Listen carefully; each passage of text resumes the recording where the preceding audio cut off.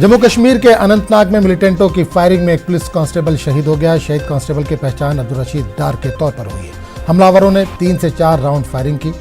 Firing की आवाज सुनकर पुलिस एहलकार वहां पहुंचे और जख्मी हालत में अब्दुल रशीद डार को अस्पताल ले जाया गया, जहां इनकी मौत हो गई। सिक्योरिटी फोर्सेज ने पूरे इलाके का मुहासरा कर लिया और हमलावरों की तलाश जारी है।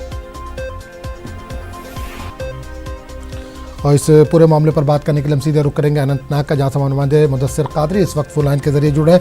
मुदस्सिर, अनंतनाग से खबर आ रही है मिलिटेंटों ने एक पुलिस कांस्टेबल को गोली मार दी है, क्या ताज़ा अपडेट है?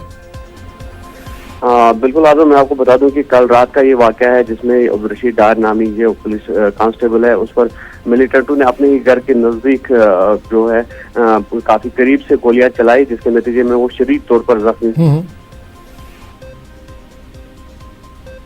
जी मुदस्सिर आप तक आवाज़ पहुंच रही है हमारी?